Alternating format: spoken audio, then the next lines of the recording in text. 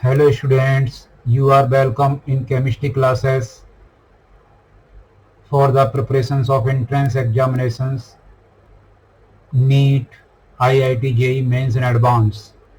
Myself Balbir Singh, your teacher, your friend. आज के इस वीडियो में मॉलिक्यूल्स से जुड़े हुए मॉलिक्यूलर स्पीसीज से जुड़े हुए आईआईटी जेई मेंस और नीट में किस तरीके के क्वेश्चंस पूछा जाता है और किस तरीके के क्वेश्चंस मॉलिक्यूलर शेप पर बन सकते हैं, उन सभी टाइप के क्वेश्चंस को सॉल्व करने का और आसान तरीका सिखाने का प्रयास है। हम आगे बढ़ने से पहले कोई भी मॉलिक्यूल्स है, उस मॉलिक्यूल्स के अंदर हम किस किस टाइप के क्वेश्चंस को सॉल्व कर सकते हैं, तो एक एग्जाम्पल के माध्यम से पहले मैं डिस्कस करना चाहूँगा। उस एग्जाम्पल को हम देखते हैं, उसके बाद में स्टेप बाय स्टेप किस तरीके के क्वेश्चंस होंगे उनको सॉल्व करने की कोशिश करेंगे। सपोज आपके सामने एक मॉलिक्यूल है ICl4-1। इसके अंदर आपको किस तरीके से इसको सॉल्व करना है, इसका शेप आपको क्या करना है। एक तो नंबर ऑफ हाइब्रिड ऑर्बिटल निकालने, number of hybrid orbital of central atom. इसमें सेंट्रल एटम कौन है, I, तो I का हमको नंबर ऑफ हाइब्रिड ऑर्बिटल निकालेंगे। तो इसके लिए एक एक्सप्रेशन का यूज करते हैं, उस एक्सप्रेशन को मैं लिखता हूँ 1/2 V + M - C + A। यहाँ कौन क्या है पूरा डिस्कस करूंगा और उसको यूज करके हम बताते हैं। तो इसमें सेंट्रल एटम सबसे पहले, ये मॉलिक्यूलर स्पीसीज है, इसके अंदर सेंट्रल एटम देखो तो I सेंट्रल एटम है।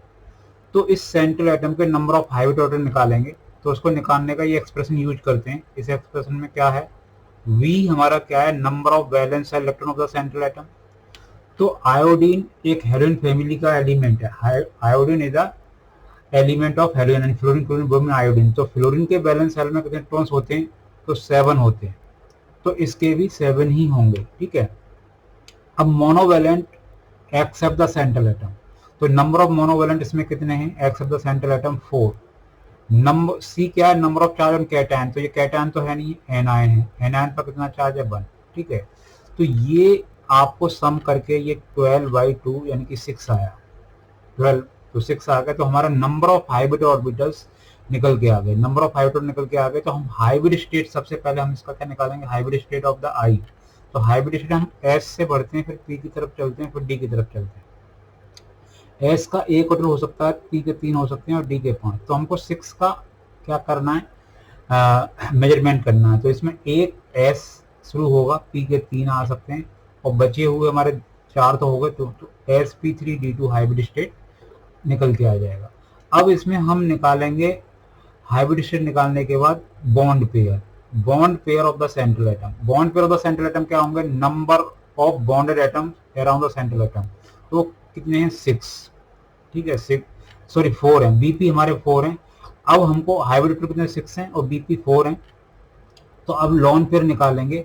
लॉन पेयर कैसे निकालते हैं, number of hybrid orbital minus BP, यानी कि 6 - 4 यानी कि 2 निकल के आएंगे। अब उसके बाद हम शेप बताएंगे या ज्योमेट्री बताएंगे। तो शेप यानी कि इसमें 6 डंडे अपने आप को किस तरीके के अरेंज करते हैं, तो ये 4 in plane 2 are perpendicular, 4 in plane 2 are perpendicular. तो बीच में हमारा सेंट्रल एटम I रखा जाएगा और एक्सियल पर क्या रखा जाएंगे, लॉन पेयर। ऊपर नीचे लॉन पेयर रखो, यहाँ लॉन पेयर, और ये क्या होगा, यहाँ Cl Cl Cl Cl, और इसको स्क्वायर ब्रैकेट में बंद करते हुए यहाँ माइनस लिख लें। तो आप क्या चीज देख पा रहे हैं, इसमें क्या चीज देख पा रहे हैं, देखो ये क्या हो गया, इसकी शेप कैसा होगा, स्क्वायर प्लेनर हो गया, स्क्वायर प्लेनर हो गया।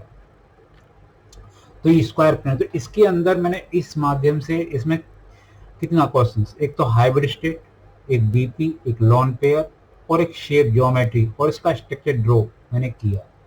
ये इतने टाइप के क्वेश्चंस आपने, जैसे ये हमारा एक एग्जाम्पल दिया, इस एग्जाम्पल पे हमने क्या की, ये सभी टाइप के क्वेश्चंस। इसके अलावा हम इसमें क्या कर सकते हैं, क्या क्या चीज और कर सकते हैं, किसी मॉलिक्यूल्स या स्ट्रक्चर की हेल्प से उसके डायपोल मूवमेंट का भी प्रिडिक्शन कर सकते हैं, उसकी हाइब्रिड स्टेट को प्रिडिक्ट कर सकते हैं, उसकी बेसिसिटी को प्रिडिक्ट कर सकते हैं, उसकी ऑक्सीडेशन स्टेट को निकाल सकते हैं स्ट्रक्चर ड्रॉ करने के बाद।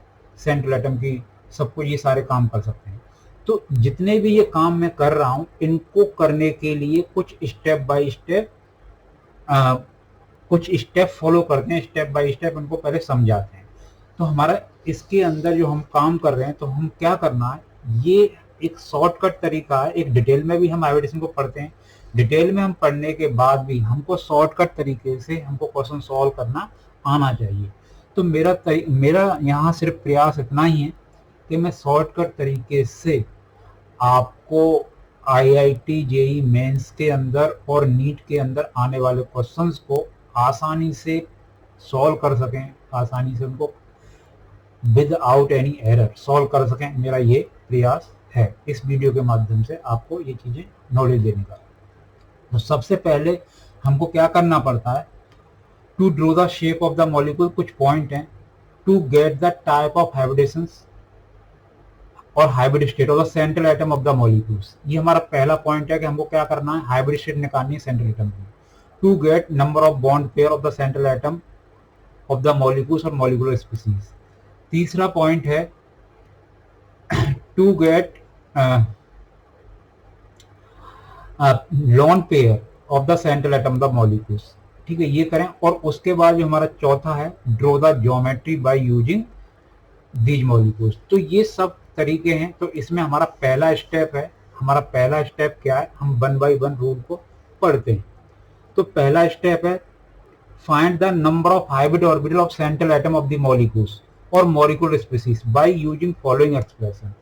यहाँ ये एक्सप्रेशन आ रहा है, यानी number of hybrid orbital of the central atom निकालने 1/2 v plus m minus c plus a। यहाँ v क्या है, m क्या है, c क्या है और a क्या है, इसको 1 बाय 1 मैं डिस्कस करूंगा। ठीक है, v है हमारे number of valence shell electron of the central atom, यानी हमने v यहाँ 1 बाय 1 डिस्कस करेंगे। हम इसके अंदर क्या है, यहाँ कौन क्या है, इस चीज को डिस्कस करेंगे। तो v number of valence shell electron in the central atom of the molecules और मॉलिक्यूलर स्पीसीज। m क्या है, number of monovalent except central atom of the molecule और मॉलिक्यूलर स्पीसीज। मतलब number of monovalent, number of monovalent में क्या हो सकते हैं, fluorine, chlorine, bromine, iodine, H और OH हो सकते हैं।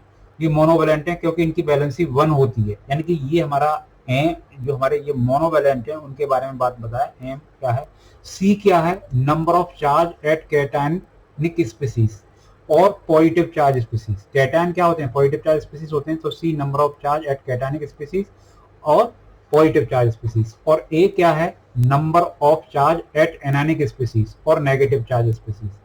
तो ये जो मैंने पहला पॉइंट बताया, पहले पॉइंट में आपको एक्सप्रेशन यूज करके क्या करना है, उसके हाइब्रिड ऑर्बिटल निकालने सेंट्रल एटम के। ठीक है, दूसरा स्टेप हमको क्या करना है, दूसरे स्टेप में क्या करना है, दूसरे स्टेप में find the type of hybrid state of the central atom of the molecule और मॉलिक्यूलर स्पीसीज। इसको निकालने के लिए हम कहाँ से, हम S से P की तरफ जा सकते हैं, P से हम D की तरफ जाते हैं। S का ऑर्बिटल 1 होता है तो 1 काउंट ले सकते हैं मैक्सिमम, और P के हमारे 3 ले सकते हैं मैक्सिमम। P में 3 ऑर्बिटल होते हैं और D के 5 ले सकते हैं। जितना जरूरत होगा उसके हिसाब से हम ले लेंगे, जिस तरीके से मैंने एक एग्जाम्पल में बताया और अभी मैं एग्जाम्पल बताने वाला। तो ये हमारा दूसरा स्टेप का, ये क्या है, दूसरा स्टेप है। दूसरे स्टेप में क्या, हमको टाइप ऑफ हाइब्रिड स्टेट निकालना होता है। टाइप ऑफ हाइब्रिड स्टेट निकालने ऑफ द सेंट्रल एटम, जो भी कुछ करते हैं हम सेंट्रल एटम का करते हैं। तो ये फिर अगला हमारा स्टेप 3। स्टेप 3 के अंदर क्या करना है, स्टेप 3 में देखें क्या करना है। स्टेप 3 के अंदर करना, find the number of bond pair of central atom of the molecules और molecular species. Central atom of the molecules और मॉलिक्यूलर स्पीसीज से क्या निकालना है, बॉन्ड पेयर निकालना है। तो बॉन्ड पेयर क्या होते हैं, बॉन्ड पेयर हम किस तरीके से निकाल सकते हैं। बीपी क्या होता है, बीपी होता है number of bonded atoms, number of bonded atoms, number of bonded atoms around the central atom, around the central atom of the molecule और molecular species, of the molecules और मॉलिक्यूलर स्पीसीज। लेकिन इसमें ध्यान रखें, क्या ध्यान रखें, बीपी शुड नॉट बी, यानी bond pair BP should not be exceed, should not be exceed नहीं करने चाहिए number of hybrid orbital, number of hybrid orbital. अगर ऐसा कोई केस आता है तो इन सच केस, इस ऐसे केस में BP should be equal to number of hybrid orbital, number of hybrid orbital के इक्वल ही होगा। अगर कभी भी ऐसा केस आ जाए कि उसमें बीपी जो है नंबर ऑफ हाइब्रिड को एक्सीड कर जाए, तो उस केस में बीपी नंबर ऑफ हाइब्रिड के बराबर ही लेना है, उसको ज्यादा नहीं लेना। ठीक है, ये हमारा एक नोट पॉइंट है, ये चीज ध्यान रखें, ये हमारा नोट पॉइंट है, ध्यान रखें। जब स्टेप 3 फॉलो हो जाए तो उसके बाद हमको स्टेप 4 फॉलो करना है। स्टेप 4 में क्या, find the number of lone pair of the central atom of the molecules और मॉलिक्यूलर स्पीसीज। तो लोन पेयर कैसे निकालते हैं, तो number of hybrid orbital of the central atom minus BP bond pair of the central atom, ये हम ऐसे करके माइनस करके निकाल लेते हैं, लोन पेयर निकल के आ जाते हैं। जब ये सारी पॉइंट हमारे फॉलो हो जाए, यानी तो पांचवा स्टेप फॉलो करते हैं। पांचवें स्टेप में क्या करते हैं, पांचवें स्टेप के अंदर हम ये काम करते हैं कि जो हमारी पूरी इंफॉर्मेशन हमने ऊपर 4 स्टेप में गेट की है, उस इंफॉर्मेशन का यूज करते हुए हमको शेप ऑफ द मॉलिक्यूल और hybrid state of the molecules निकालनी, तो सेंट्रल एटम निकालनी होती है। तो क्या करना, draw the 3D structure of different type hybrid state of the central atom of the molecules और मॉलिक्यूलर स्पीसीज, और शेप और ज्योमेट्री ऑफ द मॉलिक्यूल और molecular species by using above description. जो हमने ऊपर जो चीजें सीखी हैं, उन सबको चीजों को यूज करते हुए आपको ज्योमेट्री का डिस्कशन, ज्योमेट्री को निकालना होगा। जिस तरीके से मैंने आपको कहाँ बताया, जैसे इस एग्जाम्पल में मैंने बताया, इनको सबको यूज करते हुए, जैसे इस एग्जाम्पल में मैंने बताया, जैसे ICl4 में इसमें number of hybrid central atom I का निकाला इस एक्सपेरिमेंट को यूज करके, यानी B+M। तो V क्या है, number of balance electron of the central atom, जो हमारे कितने 7 होते हैं। इसके मोनोवैलेंट एक्सेप्ट सेंट्रल एटम, जो हमारा Cl4 है, 4। ये कैटायन तो है नहीं, उसकी जगह हम 0 ले लेंगे, और एनायन कितना 1। ठीक है जी। इससे हमारे हाइब्रिड ऑर्बिटल कितने निकल के आ गए, 6 आ गए। 6 हाइब्रिड ऑर्बिटल निकलने के बाद हमारा हाइब्रिड शेड निकालेंगे ऑफ सेंट्रल एटम का, तो sp3d2 यानी 6 है, तो bp कितना, नंबर ऑफ बॉन्ड एटम कितने दिखाई दे रहे हैं, 4, तो 4, और lp number of hybrid minus BP, जो मैंने आपको बताया। तो हमारा 4 आ गए, सॉरी 2 लोन पेयर आ गए, और फिर शेप यानी 6 जो हमारे हैं लोब्स किस तरीके से अरेंज करते हैं, तो 4 इन प्लेन 2 आर पर। लोन पेयर इसमें हमारे कहाँ आएंगे, ऊपर एक्सेल लाइन पर आएंगे, तो इस तरीके से। तो इसकी ज्योमेट्री किस तरीके से दिखाई दे रही है, स्क्वायर प्लेनर दिखा रही है। तो इस चीज को और डिस्कस करने के लिए में स्टेप जो हमारा 5 है, इसके 5 में हम क्या कर रहे हैं, उन अगर हाइब्रिड स्टेट डिफरेंट टाइप से आएंगे, तो उन हाइब्रिड स्टेट को ध्यान में रखते हुए हमारे किसके अंदर क्या शेप हो सकती है, उस चीज को डिस्कस करेंगे वन बाई वन। अगर टाइप ऑफ हाइब्रिड स्टेट क्या आता है आपका, सपोज sp आता है सेंट्रल एटम का, तो sp आता है तो उसमें 2 लोब्स होंगे, यानी कि 2 लोब्स होंगे, यानी कि 2 ही हाइब्रिड ऑर्बिटल है, तो 2 लोब्स होंगे। वो 2 लोब्स अपने आप को कैसे अरेंज कर रहे होंगे, ये 2 लोब्स इस तरीके से अरेंज करेंगे। यानी कि हाइब्रिड ऑर्बिटल का क्या होता है, एक बड़ा लोब होता है और एक उसके आगे छोटा सा लोब होता है। तो ये 2 लोब्स, यहाँ इलेक्ट्रॉन एक एक हो सकता है, कभी कभी लोन पेयर भी होते हैं। तो ये हमारा इसका जो 3D अरेंजमेंट है कैसा है, इस हाइब्रिड ऑर्बिटल का लीनियर है। क्या है, लीनियर। ठीक है, इस पे हमारे लोन पेयर तो 0 ही रहेंगे। तो इसका जो ज्योमेट्री ऑफ द मॉलिक्यूल्स क्या होगा, ये हमारा यहाँ सेंट्रल एटम होगा ये, तो ये लीनियर ही होगा। लीनियर हमारा शेप लीनियर होगा, यानी कि ज्योमेट्री शेप कैसा होगा, लीनियर होगा। इसका बॉन्ड एंगल देखेंगे तो कितना आएगा, बॉन्ड एंगल के बारे में थोड़ा ध्यान रखना पड़ता है। तो स्ट्रेट लाइन में तो 180 बॉन्ड एंगल होगा। sp के अंदर 2 ही ऑर्बिटल और इससे ज्यादा कुछ नहीं हो सकता। अगर हमारा दूसरा टाइप का हाइब्रिड शेड निकल के आता है, ये सपोज sp2 निकल के आता है, तो इसके अंदर 3 लोब्स होंगे, और 3 लोब्स किस तरीके से अरेंज करेंगे, तीनों प्लेनर में होंगे, एक ही प्लेन में होंगे। तो इसका शेप कैसा होगा, इनके में छोटा छोटा लोब्स और होता है, तो ये ट्राइगोनल प्लेनर होगा, ट्राइगोनल प्लेनर। तो ट्राइगोनल प्लेनर हमारा किसका, इस हाइब्रिड ऑर्बिटल का, इस हाइब्रिड ऑर्बिटल्स यानी कि हाइब्रिड जो स्टेट है sp2 इसके ये हैं। इस पर लोन पेयर अगर सपोज 0 है, तो इसकी shape of the molecules hybrid state पर रखने के वाली क्या होगी, किस तरीके होगी, सेंट्रल एटम के यानी 3।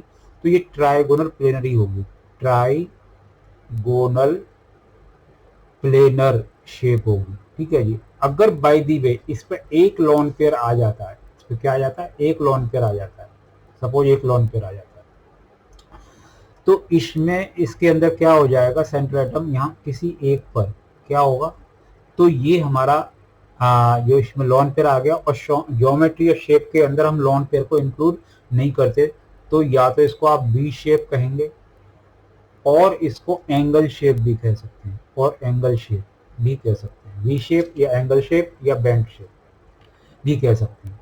अब हाइब्रिड स्टेट sp2 के बाद अगर sp3 आता है, ये टेबल में बना रहा हूं, ये sp3 आता है, तो sp3 आता है तो उसमें 4 लोब्स होंगे, और 4 लोब्स अपने आप को किस तरीके से अरेंज करेंगे, टेट्राली अरेंज करेंगे। यानी कि मैं यहाँ एक लोब, दूसरा लोब, तीसरा लोब और ये चौथा लोब, ठीक है जी। यहाँ इसके अंग्रेज छोटे छोटे लोब्स और होते हैं, तो ये हमारा क्या शेप कैसा होगा, इसका 3D अरेंजमेंट कैसा होगा, टेट्राहेड्रल होगा, टेट्राहेड्रल, टेट्राहेड्रल है। अब इस पे लॉन पेयर 0 है, अगर लॉन पेयर 0 है तो इसमें शेप ऑफ द मॉलिक्यूल्स क्या रहेगी, ये इस तरीके की रहेगी, टेट्राहेड्रल, यानी कि इसमें सेंट्रल एटम यहाँ होगा तो टेट्राहेड्रल ही होगी, टेट्राहेड्रल होगा, ठीक है। और इसमें जो बॉन्ड एंगल आता है वो 109 डिग्री और 28 मिनट का आता है, और अगर ये ट्राइगोनल प्लेन आता है तो इसके परफेक्टली 120 डिग्री का एंगल आता है। और यहाँ एंगल्स लॉन पेयर की वजह से क्या होता है, बेस पर थोड़ी को यूज करेंगे तो वो एंगल कम भी हो जाते हैं। अगर by the way lone pair एक आ जाए, एक लॉन पेयर आ जाए, तो इस केस में क्या होगा, आप टेट्राहेड्रल इसकी 3D अरेंजमेंट है बनाएंगे, इस पर एक लॉन पेयर रखेंगे, तो इस शेप का नाम क्या होगा, ट्राइगोनल पैरामिडल होगा, ट्राइगोनल पैरामिडल, पैरामिडल होगा, ट्राइगोनल पैरामिडल। पैरामिडल को दोबारा से ट्राइगोनल पैरामिडल, ठीक है जी, ट्राइगोनल पैरामिडल होगा, ट्राइगोनल पैरामिडल होगा, क्लियर। तो ये जब हमारा sp3 है तो या तो कोई लॉन पेयर नहीं होगा या एक लॉन पेयर होगा, इस पर एक लॉन पेयर और हो सकता है। जब एक लॉन पेयर और होगा तो उस केस में क्या होना चाहिए, इसकी शेप, यानी कि लॉन पेयर की जगह मैं एक लगाऊंगा तो इसमें हमारा दो लगाऊंगा, लॉन पेयर एक तो हो गया, तो इसमें 4 डंडे sp3 हाइब्रिड के 4 डंडे ही होंगे, लेकिन इसमें किन्हीं दो पर क्या आएगा, लॉन पेयर, तो दो पर यहाँ सेंट्रल एटम होगा, किन्हीं दो पर लॉन पेयर आएगा, इसे मैंने इस पर लॉन पेयर रख दिया। तो ये जो हमारी शेप बनेगी ये कैसी बनेगी, वी शेप बनेगी, वी शेप बनेगा,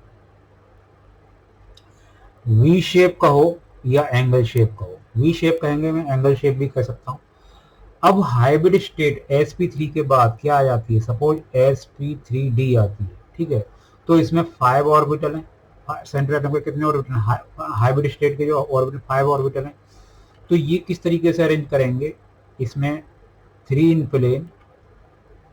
प्लेन 2 आर परपेंडिकुलर, यानी कि मैं यहाँ लोब बनाऊंगा, ये और फिर ये और ये और ये, इसके अंगे छोटा छोटा लोब पर बनाएंगे, तो ये क्या हुआ, ट्राइगोनल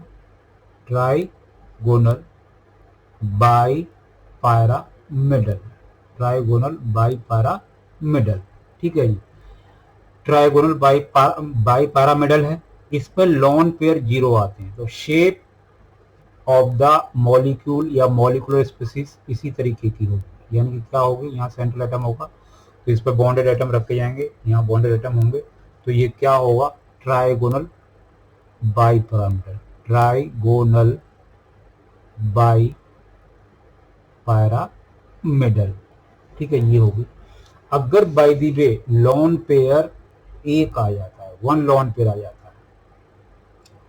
तो ये 3 इन प्लेन ये ज्योमेट्री जिस तरीके की होनी चाहिए, 3D अरेंजमेंट तो ऐसे ही रहेगा, लेकिन एक पर लॉन पेयर आएगा, वो किस पे आएगा, इक्वेटोरियल लाइन के एक लाइन पे आएगा, इस तरीके से। ये इसको आप क्या कहते हैं, सी शॉक शेप कह सकते हैं, या फिर डिस्टॉर्टेड ट्राइगोनल बाइपिरामिडल, या फिर डिस्टॉर्टेड ट्राइगोनल बाई पैरामिडल भी कह सकते हैं, ठीक है। अगर by the way distorted by pyramidal के बाद अगर पैरामिडल, ठीक है जी। पैरामिडल के बाद हमारा जो हमारा एम है ये, तो अगर दो लोन पेयर आ जाते हैं तो हम ये जिस तरीके का अरेंजमेंट है, अरेंजमेंट वैसा का वैसा ही रहेगा। ठीक है जी, ये इस तरीके का अरेंजमेंट, तो लोन पर दो होंगे तो एक इधर रखा जाएगा और एक इधर रखा जाएगा, तो ये क्या होगा, बेंट टी शेप होगा, bent bent T shape, bent T shape होगा हमारे। इसके अंदर 0 1 2 और एक और लोन पेयर हो सकता है। जब 3 लोन पेयर आ जाएं तो तीनों लोन पेयर आ जाए तो इसमें क्या होगा, जब 3 लोन पेयर होंगे तो ये हमारा शेप तो ऐसा ही होगा, यानी कि 3 इन प्लेन और 2 आर परपेंडिकुलर। तो लोन पेयर के यहाँ सेंट्रल आइटम रखा जाएगा इधर और इधर और इधर, ये लोन पेयर 3 लोन पेयर होंगे, तो उस केस में इक्वेटोरियल लाइन पर रखे जाएंगे तीनों लोन पेयर। तो ये शेप कैसी होगी, लीनियर होगी। कैसी होगी, लीनियर। किस तरीके की होगी, लीनियर। तो देखो इसमें हमारे जब sp3d हाइब्रिड स्टेट होगा, sp3d हाइब्रिड स्टेट होगा जिसमें 5 ऑर्बिटल होते हैं हाइब्रिड ऑर्बिटल, तो उसमें हमारा जो इसका हाइब्रिड ऑर्बिटल का 3D अरेंजमेंट होता है, ट्रायगोनल बाइपिरामिडल होता है। जब लोन पेयर 0 है तो सेम ट्रायगोनल बाइपिरामिडल ही रहेगा। अगर लोन पेयर 1 है तो सीसो हो जाएगा, और लोन पेयर 2 हैं तो बेंट टी शेप हो जाएगा, और लोन पेयर 3 है तो लीनियर हो जाएगा। तो ये आपको एक टेबल बन रही है, उस टेबल को इस तरीके से परफेक्टली बनाना है। अब हाइब्रिड स्टेट, अब sp3d के बाद हमारी हाइब्रिड स्टेट और क्या आ सकती है, उस हाइब्रिड स्टेट को भी और देखते हैं क्या आ सकती है। यानी कि sp3d2 आ सकती है, sp3d2 आ सकती है। इसमें 6 हाइब्रिड ऑर्बिटल्स हैं। Hybrid orbital, number of hybrid कितने, 6 हैं। तो 6 हाइब्रिड ऑर्बिटल आएंगे तब क्या होगा, तो किस तरीके का अरेंजमेंट होगा, तो इसमें 4 इन प्लेन और 2 आर परपेंडिकुलर, यानी 3D arrangement of hybrid orbital किस तरीके से होगा, 4 इन प्लेन 2 आर परपेंडिकुलर। इस तरीके से यहाँ मैं हाइब्रिड ऑर्बिटल्स, ये हाइब्रिड ऑर्बिटल्स, इसके आगे स्लोप, ये हाइब्रिड ऑर्बिटल, तो 4 तो प्लेन में हो गई और 2 परपेंडिकुलर इस तरीके से। तो इसको या तो क्या कहेंगे, ऑक्टाहेड्रल कहेंगे, ऑक्टाहेड्रल कहेंगे, और स्क्वायर बाइपिरामिडल कहेंगे, स्क्वायर बाई पैरामिडल कह सकते हैं। ठीक है, इस केस में आपके जो लोन पेयर आएगा या तो 0 आएगा, तो इस केस में जो हमारी ज्योमेट्री ऑफ द मॉलिक्यूल्स होगी इस तरीके से परफेक्टली, तो ये ऑक्टाहेड्रल ही कहेंगे, इसको ऑक्टाहेड्रल कहेंगे। ठीक है जी। अब क्या हो सकता है कि लोन पेयर हो सकता है कि 1 ही आए, एक लोन पेयर आए, तो इसके अंदर इनके 4 इन प्लेन 2 आर परपेंडिकुलर रखेंगे ऐसे इस तरीके से। ठीक है जी। तो एक लोन पेयर होगा तो उसको इस तरीके से एक्सियल लाइन पर रखेंगे, तो ये क्या होगा, स्क्वायर पैरामिडल होगा, स्क्वायर पैरामिडल होगा, पैरामिडल। ठीक है जी। इसमें एक और लोन पेयर आ सकता है, एक और लोन पेयर आएगा, तो जब दो लोन पेयर, मतलब एक दो लोन पेयर आते हैं, तो इसके अंदर क्या होना है, तो ये 4 इन प्लेन 2 आर परपेंडिकुलर इस तरीके से ही होगा। तो लोन पेयर यहाँ आएगा और नीचे आएगा, बीच में सेंट्रल आइटम, तो ये स्क्वायर प्लेनर होगा, स्क्वायर प्लेनर, स्क्वायर प्लेनर होगी। किस तरीके की होगी ज्योमेट्री, स्क्वायर प्लेनर होगी, स्क्वायर प्लेनर। जब हमारे क्या है, जब हमारे क्या आए, स्क्वायर प्लेनर कब होगी, जब 2 लोन पेयर आए और ये। तो देखो इसके अंदर जब हाइब्रिड स्टेट sp3d2 आएगा, sp3d2 आएगा, उसमें 6 हाइब्रिड हो सकते हैं, तो लोन पेयर 0 रहेगा, तो उस केस में क्या होना चाहिए, उस केस में हमारा ऑक्टाहेड्रल होना चाहिए। एक लोन पेयर आएगा तो स्क्वायर पैरामिडल होना चाहिए, और 2 लोन पेयर आए तो स्क्वायर प्लेनर होना चाहिए। मैं इस तरीके से दिखा सकता हूँ। ठीक है, तो स्क्वायर प्लेनर आ सकता है। ठीक है जी। अब हाइब्रिड स्टेट, अब हाइब्रिड स्टेट क्या है, आखिरी जैसे हम बताएं, तो हाइब्रिड स्टेट हो सकता है कि sp3d3 आए, sp3, इसके अंदर 7 हाइब्रिड ऑर्बिटल है। तो इसके अंदर जो हमारा 3D अरेंजमेंट होगा, तो 3D अरेंजमेंट किस तरीके से होगा, तो इसमें 5 इन प्लेन, यानी कि इस तरीके से, यानी कि इसमें और 2 आर परपेंडिकुलर, यानी ये हाइब्रिड ऑर्बिटल पहले 3D अरेंजमेंट हम दिखा रहे हैं, तो ये इस तरीके के हाइब्रिड ऑर्बिटल का 3D अरेंजमेंट है। तो इसमें किस तरीके का दिखाएगा, हर एक लोब के पीछे एक छोटा लोब्स और दिखाई देंगे, तो इधर, तो ये पेंटागोनल बाइपिरामिडल, क्या है, pentagonal by pyramidal, by pyramidal.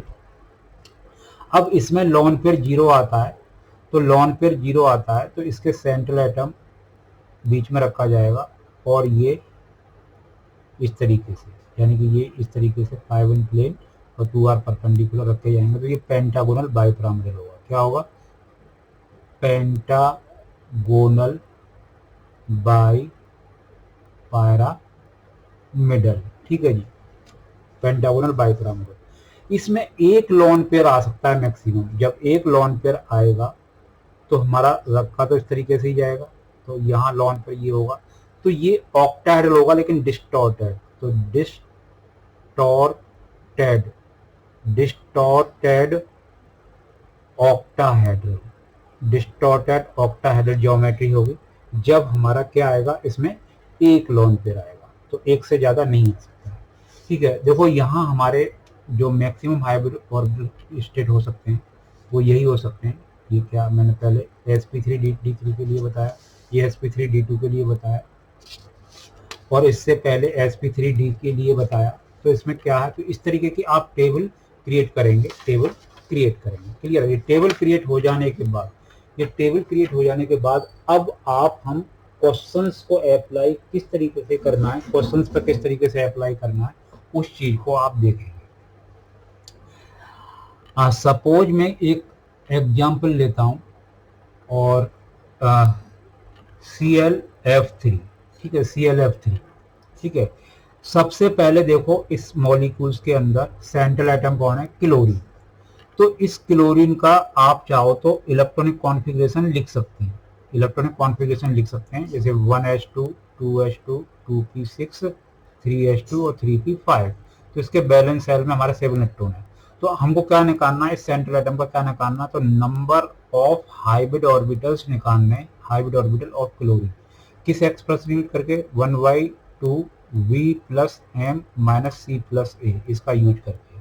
तो यानी 1/2 v balance electron of the central atom क्या है, 7। मोनोवैलेंट इसमें कितने दिखाई दे रहे हैं, एक्सेप्ट सेंट्रल एटम, ये हमको 3 दिखाई दे रहे हैं। नो कैटाइंस और नो एनाइंस, 0 ले लेंगे, जो कैटायन है नहीं और एनायन है नहीं। तो हमारा क्या हुआ, इसमें 10/2 आया, यानी कि 5 आ गए। तो हम हाइब्रिड स्टेट S से चलते हैं, फिर P की तरफ चलते हैं, फिर D की तरफ। तो हमारे 5 ऑर्बिटल का ऐसा क्या देना है, तो इसमें सबसे पहले हाइब्रिड स्टेट निकालो, क्या निकली, sp3d। क्योंकि sp3d क्यों निकली, क्योंकि हमको 5 ऑर्बिटल का ही क्या करना है, अरेंजमेंट देना है, 5 ऑर्बिटल का ही अरेंजमेंट देना है। यानी कि हमारे हाइब्रिड ऑर्बिटल कितने निकले हैं, 5 निकले हैं। ठीक है, 5 निकले हैं, तो हम 5 का क्या करेंगे। अब यहाँ देखो, ये जब हाइब्रिड स्टेट निकल के आ गया तो इसमें सेंट्रल एटम का बॉन्ड पेयर देखो, bond pair of the chlorine. तो हमारे कितने बॉन्ड हैं, 3। यहाँ हमारे हाइब्रिड निकले थे 5, तो sp3d। तो अब लॉन पेयर निकालो। नॉन पेयर कैसे निकालेंगे, वो हमारे 2 निकलेंगे, क्योंकि number of hybrid orbital minus BP करते हैं, number of hybrid minus BP, 2 निकलेंगे। उसके बाद हमको शेप ड्रॉ करना। तो शेप ड्रॉ कैसे, शेप क्या आएगा, इस शेप को ड्रॉ करने के लिए क्या करना है, आपको किस तरीके से ध्यान रखना है, क्या करना है। तो हमारे ये 5 ऑर्बिटल निकल के आए, तो 5 ऑर्बिटल अपने आप को कैसे अरेंज करते हैं, इस चीज को देखना होगा। यानी कि 5 3 इन प्लेन 2 आर परपेंडिकुलर। तो हम यहाँ ड्रॉ कर रहे हैं 3 इन प्लेन 2 आर परपेंडिकुलर। यहाँ हमारा सेंट्रल एटम रखा जाएगा, सेंट्रल एटम में Cl रखो, ठीक है जी, ये चीज। अब इस पर लॉन पेयर कितने, 2। तो लॉन पेयर इसमें कहाँ आते हैं, इक्वेटोरियल लाइन पे आते हैं, इक्वेटोरियल लाइन पे आते हैं। देखो मैंने कहाँ दिखाया, इस तरीके का ज्योमेट्री को कहाँ दिखाया, किस तरीके से, जब हमारे 5 आए थे तो यहाँ देखो लॉन पेयर 1 होता तो इक्वेटोरियल लाइन पे इस तरीके से, 2 होते हैं तो इस तरीके से रखे जाते हैं, और 3 होते हैं तो इस तरीके से रखे जाते हैं। ये चीज ध्यान रखनी है। तो हमारे 2 ही लॉन पेयर आए, तो एक उठा के इधर रख दो। और ये किसके अकॉर्डिंग कर रहा हूँ मैं, किसके अकॉर्डिंग, वेस्पर थ्योरी के अकॉर्डिंग कर रहा हूँ, ये हमने रख दिया। और यहाँ फिर क्या है, F और F और F, यहाँ Cl रख दिया। तो ये शेप में कैसा दिखाई दे रहा है, ये बेंट टी शेप दिखाई दे रहा है, बेंट टी शेप्ड दिखाई दे रहा है। तो देखो हमने एक ही साथ हमने इसमें 4 क्वेश्चन है। एक तो हाइब्रिड स्टेट निकलवा सकता है, बॉन्ड पेयर निकलवा सकता है, लॉन पेयर निकलवा सकता है, उसकी शेप पूछ सकता है, शेप ऑफ द हाइब्रिड भी पूछ सकता है, और शेप ऑफ द मॉलिक्यूल भी पूछ सकता है। इसके अलावा सेंट्रल एटम पर कितने लोन पेयर हैं ये पता लग गया। उसमें ओवरऑल लोन पेयर भी पूछ सकता है। देखो किस तरीके से, जब इसके साथ हमारा एक है तो हमारे 3 इस पर लोन पेयर होंगे, 3 यहाँ इस पर लोन पेयर होंगे और 3 यहाँ इस पर लोन पेयर होंगे। तो आपको पूरे मॉलिक्यूल्स के लोन पेयर भी आसानी से निकाल सकते हो। 3 3 3 तो हमारे क्या 9 और 2 11 टोटल लोन पेयर है इस मॉलिक्यूल पर। अगर सेंट्रल एटम पर पूछे जाएंगे तो हमारे सिर्फ 2 ही होंगे लोन पेयर। ठीक है, तो इस तरीके के क्वेश्चंस को भी इसी तरीके से इस शेप से ही क्या कर सकते हैं, सॉल्व कर सकते हैं। क्लियर है। इसके अलावा देखो मैं और कोई टिपिकल जैसे हम सपोज कुछ एक्सेप्शनल टाइप के हो सकते हैं। सपोज मैं H2SO5 मैं इसका सपोज मैं देखना चाहता हूँ, इसे ड्रॉ करना चाहता हूँ। तो इसमें हमारा सल्फर सेंट्रल एटम, तो क्या कहते हैं, number of hybrid orbital of sulphur निकालने किसका यूज करके 1/2 V plus M minus C plus A इसका यूज करके। तो 1/2 बैलेंस इलेक्ट्रॉन ऑफ सल्फर कितने होंगे, ये ऑक्सीजन फैमिली का, ऑक्सीजन के कितना होता है 8 होता, तो 2 6, तो इसके बैलेंस इलेक्ट्रॉन हमारे सल्फर के भी 6 होंगे। मोनोवेलेंट कितने दिखाई दे रहे हैं, 2 दिखाई दे रहे हैं, 2 हाइड्रोजन है, क्योंकि ऑक्सीजन मोनोवेलेंट नहीं होता। बस तो OH आएगा, तो हमको क्या करना है, तो ये न तो ये कैटायन है ना एनायन है इसके ऊपर। ठीक है जी, कैटायन एनायन वाला भी मैं करके दिखाऊंगा आपके ऊपर, जैसे किस तरीके से उसको भी हम यूज कर सकते हैं। तो इसमें क्या निकल के आया, ये निकल के आया 8/2, कितना निकल के आया 4। इसका मतलब क्या है कि हाइब्रिड स्टेट हम S से चलेंगे, फिर P की तरफ चलेंगे, फिर D। तो हाइब्रिड स्टेट में सल्फर का क्या निकल के आया, हाइब्रिड स्टेट सल्फर क्या निकल के आया, sp3 निकल के आया। अब इसके बॉन्ड पेयर क्या है, number of bonded atom around the central atom. जो हमारे सल्फर के अराउंड हमारे कितने दिखाई दे रहे हैं, 4 ये 5 ये दिखाई दे रहे हैं और 2, तो 7 हैं। तो इस केस में हमारे 7 बॉन्ड पेयर नहीं हो सकते। in such case BP should not be exceed number of hybrid orbital। देखो मैंने यहाँ लिखा है भी, स्पेशली लिखा है, नोट करके लिखा है, BP should not be exceed number of hybrid orbital। in such case BP should be equal to number of hybrid orbitals। उस केस में नंबर ऑफ हाइब्रिड ऑर्बिटल के बराबर ही क्या लेना है, BP लेना है। क्लियर है, इस केस में उतना ही BP लेना है, उतना ही BP लेना है। तो इसका मतलब क्या हुआ कि BP हमारे इसके 4 ही होंगे, तो लॉन पेयर अपने आप में इन दोनों का डिफरेंस 0 होगा, तो लॉन पेयर 0 हो गए। तो 4 जो हमारा लो बॉन्ड लाइन है किस तरीके से अरेंज करेंगे, पहले हमारा सेंट्रल एटम पे अराउंड 4, तो टेट्रा ही अरेंज करेंगे इस तरीके से।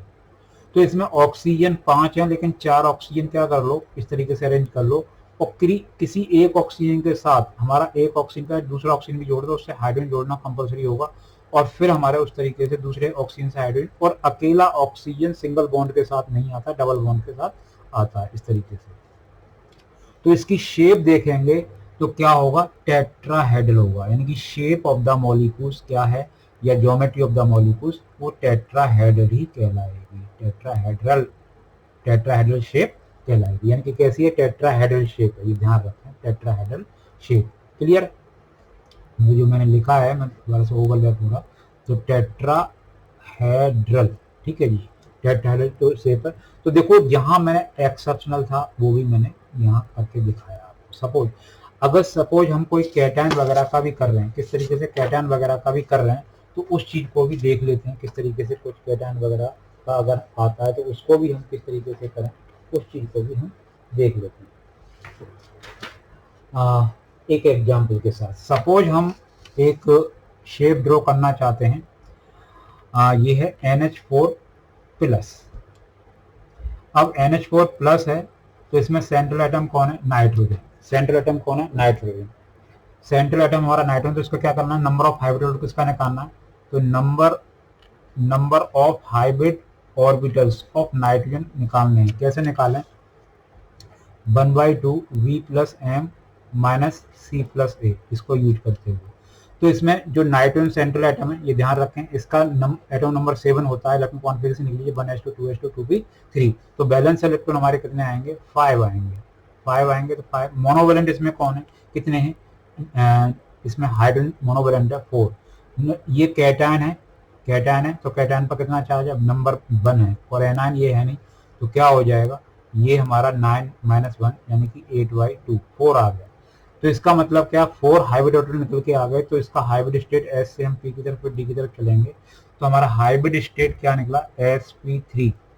बॉन्ड पेयर देखो तो number of bond atom around the central वो भी 4 दिखाई दे रहे हैं, तो लॉन पेयर कितने हैं, 0। इन दोनों का टर्न 4 माइनस 4 मतलब number of hydrogen minus BP। तो 4 लाइन कैसे अरेंज करती हैं, इस तरीके से टेट्राहेड्रल अरेंज करती हैं नाइट्रोजन रखो और H H H H और इसको एक स्क्वायर ब्रैकेट में बंद करने के बाद इस तरीके से दिखाओ और इसके ऊपर पॉजिटिव दिखा दो। ठीक है जी, पॉजिटिव अलग से दिखा दो। तो इसकी शेप कैसी हुई, शेप हुई टेट्राहेड्रल। क्या हुई, टेट्राहेड्रल। क्लियर है। आप कोई भी मॉलिक्यूल्स की शेप को ड्रॉ कर सकते हैं, बड़ी आसानी से ड्रॉ कर सकते हैं। देखो सपोज मैं और भी एग्जांपल लेता हूं और उसको ड्रॉ करके दिखाते हैं। सपोज मैं SF4 लेता हूं, इसमें सेंट्रल एटम कौन है, सल्फर। तो इसमें क्या निकाला, नंबर ऑफ हाइब्रिड ऑर्बिटल्स निकालें और किसका, सल्फर का। किस क्या यूज करके, 1/2 B plus M minus C plus A इसका यूज करके। तो नंबर ऑफ बैलेंस है electron of the central atom of sulphur कितने होंगे, ये ऑक्सीजन फैमिली का है तो हमारा 8 होता है उसका, तो 2 6 होते हैं, तो इसमें भी हमारे सल्फर के भी 6 होंगे। ठीक है। मोनोवेलेंट हमारे कितने दिखाई दे रहे हैं, 4, नो कैटायंस और नो एनायंस। तो ये क्या हुआ, 10/2 कितना आ गया, 5 आ गया। तो नंबर ऑफ हाइड्रोजन हमारे 5 आ गए, तो हम S से फिर P की तरफ चलते हैं, फिर D की तरफ चलते हैं। ठीक है जी। तो hybrid state of the sulphur क्या निकल के आई, sp3d निकल के आई, sp3d निकल के आई। BP कितने निकल के आए, बॉन्ड पेयर हमारे 4 ही दिखाई दे रहे हैं। लॉन पेयर ये हमारे 5 है और इनका डिफरेंस हमारा लॉन पेयर 1 निकल के आया। अब इसमें 5 बॉन्ड लाइन किस तरीके से अरेंज करेंगे, 3 in plane 2 are perpendicular, 3 in plane 2 are perpendicular. तो एक लॉन पेयर है तो इसको इस तरीके से रख दो, बीच में सल्फर रखो और ये F F F F। ठीक है जी, इस तरीके से यहाँ लॉन पे रख दिया।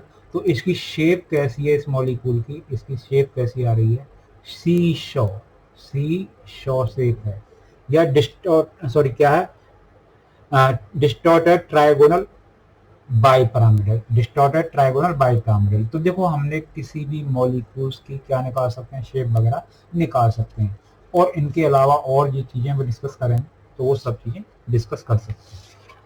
अब देखो इन चीजों को ध्यान में रखते हुए आप क्या क्या काम कर सकते हैं, ये बातें आपको समझ में आई। अब हम इसमें कुछ एक्सेप्शनल चीजें बताएंगे। ठीक, तो क्या एक्सेप्शनल चीजें बताएंगे, देखो ये मेरा एक प्रैक्टिस क्वेश्चन बैंक है जिसमें भी P ब्लॉक जितने भी एलिमेंट हैं, यानी कि हमारे जितने भी क्या हैं, जितने भी हमारे कोवलेंट बॉन्डेड कंपाउंड हैं, covalent bonded compound P block के अंदर जो हमारे नॉन मेटल नॉन मेटल के बीच में बनते हैं, तो इन सब की ज्योमेट्री को क्या कर सकते हैं, ड्रॉ कर सकते हैं। किसी की भी ज्योमेट्री आप ड्रॉ कर सकते हैं। इनमें से कोई भी मॉलिक्यूल्स ले लें, कोई भी मॉलिक्यूल जो आपकी इच्छा करे उस मॉलिक्यूल्स को उठा के ले सकते हैं, किसी भी मॉलिक्यूल्स को। जैसे हमारा किसी भी मॉलिक्यूल्स को जो मैंने तरीका बताया उसको फॉलो कर सकते हैं। लेकिन एक चीज और मैं बता दूं कि ये जो मेथड है, एक तो हमारा कोऑर्डिनेशन कंपाउंड पे एप्लीकेबल नहीं होता, ये ध्यान रखें, ये नोटिसेबल पॉइंट है। This method is applicable all covalent compound और molecular species except H2SO3 NO2 and coordination compound, इनको छोड़ के। तो इनका क्या करना पड़ेगा, इनका एक तरह से आपको याद रखना पड़ेगा। जैसे क्या करना पड़ेगा, याद रखना पड़ेगा। ठीक है, किस तरीके से, जैसे ये है तो ये आपको यहाँ इस पर लॉन पेयर और ये इस तरीके का याद रखना पड़ेगा इसमें मैं। और ये NO2 है तो ये क्या है, किस तरीके से यहाँ मैं कहूँगा, तो ये एक तरह से इस पर 5 होते हैं तो 2 हमारा क्या कर रहा है इस तरीके से, और यहाँ मैं कहूँ तो इसको ऐसे दिखाऊँ और इस पर एक डॉट दिखाऊँ, तो यानी कि ये हमारा इस तरीके का दिखाई देगा। तो इस तरीके क्या है, इसमें वैसे एक कोऑर्डिनेशन बॉन्ड होता है, तो इनके हम क्या नहीं कर सकते, इनके सिर्फ हम क्या कर सकते हैं, जैसे इनको याद ही कर सकते हैं। किस तरीके से, इनके ऑक्टेट पूरा करने के लिए हम इसको याद ही रख सकते हैं। तो इन 2 कंपाउंड का क्या नहीं कर सकते, इस पर ये अप्लाई नहीं कर सकते। अब इनमें से जो पूरी की पूरी एक्सरसाइज है तो आप प्रैक्टिस करके देख सकते हैं, ये सारी पूरी प्रैक्टिस करके देख सकते हैं। देखो मैं इसमें से कोई एक एग्जाम्पल आपकी सुविधा के लिए, कोई भी जितने भी मैंने दिए हैं, तो मैं इसमें से 1-2 और कर देता हूँ। सपोज 1-2 को और कर देता हूँ इसमें से, किस तरीके से, जिससे आपको और चीज़ें क्लियर हो जाए। जैसे किस तरीके से क्लियर हो जाए उस चीज़ को देखते हैं। सपोज मैंने एक I3-1 दिया, तो I3-1 लिया तो इसमें एक सेंट्रल एटम है, दो बॉन्डेड एटम है। तो आपको क्या करना है, number of hybrid orbital of I निकालना है। ठीक है, क्या यूज करके, 1/2 B plus M minus C plus A का यूज करके। ठीक है, इसका यूज करेंगे तो हमारा इसमें आयोडीन हमारा क्या है, हेलोजन फैमिली का है, उसके बैलेंस इलेक्ट्रॉन में जैसे क्लोरीन के 7 होते हैं तो उसके भी 7 होंगे। तो इसमें हमने सेंट्रल एटम में एक एटम ले लिया, तो बॉन्ड एटम कितने बचे, 2 बचे, तो मोनोवैलेंट 2 हो गए ना, तो ये कैटायन तो है नहीं, लेकिन एनायन है इसे। ठीक है, तो इसका मतलब ये 10/2 हमारे 5 आ गए। 5 यानी कि कहाँ, एस से हम पी की तरफ चलेंगे, एस से हम पी की तरफ चलते हैं, फिर डी की तरफ चलते हैं। तो इसमें हाइब्रिड स्टेट क्या होगा, sp3d निकलेगा। ठीक है, जो 5 हमारे sp3d। बॉन्ड पेयर कितने निकलेंगे, 2 निकलेंगे, क्योंकि हमारे बॉन्डेड एटम हमारे एक सेंट्रल एटम है तो बॉन्ड, तो लोन पेयर कितने निकलेंगे, 3, क्योंकि 5 - 3। तो अब इसमें देखो जो हमारे टोटल 5 ऑर्बिटल हैं, 5 ऑर्बिटल कैसे अरेंज करते हैं, 3 इन प्लेन 2 आर परपेंडिकुलर, आप ड्रॉ कर लीजिए इस तरीके से। तो यहाँ एक आई रख दीजिए, यहाँ एक आई रख लीजिए सेंटर में, और एक आई ऊपर दिखा दीजिए और एक आई नीचे दिखा दीजिए। लॉन पेयर कहाँ रखे जाएंगे, इक्वेटोरियल लाइन पर रखे जाएंगे। ये चीज मैंने टेबल में क्लियर की हुई है, ये चीज टेबल में क्लियर की हुई है। किस तरीके से क्लियर की हुई है, इस चीज को मैं दोबारा से बता देता हूँ। देखो, जब हमारा जैसे हमारे इसके अंदर sp3d2 है, तो अगर कोई लॉन पेयर नहीं है तो ये ट्रायगोनल बाइपिरामिडल, एक लॉन पेयर तो इस तरीके से सीसॉ, अगर 2 लॉन पेयर हैं तो इस तरीके से रखे जाते हैं, 3 लॉन पेयर तो इस तरीके से, ये थी ये। तो इस टेबल में जिस तरीके से मैंने डिस्कस किया है उस चीज को देखो। जब हमारा 6 मतलब 6 हाइड्रोटल आते हैं तो ये होता है, तो इसमें लॉन पेयर कहाँ रखे जाते हैं, एक्सियल लाइन पर रखे जाते हैं, जो हमारे प्लेनर लाइन पर नहीं रखे जाते। एक होता है तो इस तरीके से, 2 होते हैं तो इस तरीके से रखे जाते हैं। इन चीजों को टेबल से याद करना पड़ेगा, पीछे आपको देखना पड़ेगा, टेबल वीडियो में देखें और अपने परफेक्टली एक नोट की तरह से बनाएं। इसके ऊपर माइनस बने तो इसको स्क्वायर में बंद करके क्या करें, -1 दिखा दें इसके ऊपर। क्लियर है, यहाँ तो इसकी शेप कैसी हो गई या ज्योमेट्री कैसी हो गई, तो ये हमारी लीनियर हो गई, यहाँ हमको ये चीजें पता लग गई। ठीक है, अब यहाँ आपको सोचने वाली बात है कि यहाँ एक नेगेटिव है, तो इसमें किस तरीके का बॉन्ड और हो सकता है, जो हमारी क्या है, डीप स्टडी में का पार्ट है। तो ये हमारा इस तरीके से होगा, और इसका एक लॉन पेयर किसको जा रहा है, यानी कि इसमें एक कोऑर्डिनेट बॉन्ड बन रहा है I-, जो इसके साथ कोऑर्डिनेट बॉन्ड के साथ जुड़ा हुआ है, और इसमें जैसे एक लॉन पेयर इधर और एक लॉन, 2 लॉन पेयर इधर इस तरीके से जुड़े हुए हैं। तो इसमें एक तो कोवलेंट बॉन्ड है, एक कोऑर्डिनेट कोवलेंट बॉन्ड भी है। इस तरीके से ये हमारी डीप नॉलेज का पार्ट है, इस तरीके से हम और भी चीज जान सकते हैं। ये हमारा, अगर मैं इसकी जगह, अगर मैं इसमें इसकी जगह ICl2 ले लूँ, इसकी जगह सपोज मैंने ICl2 ले लिया, तो उसमें सेंट्रल एटम I है, तो सब कुछ यही होगा, यानी कि 5 ही आएंगे, इसके बॉन्ड पेयर 2 ही आएंगे और लॉन पेयर 3 आएंगे।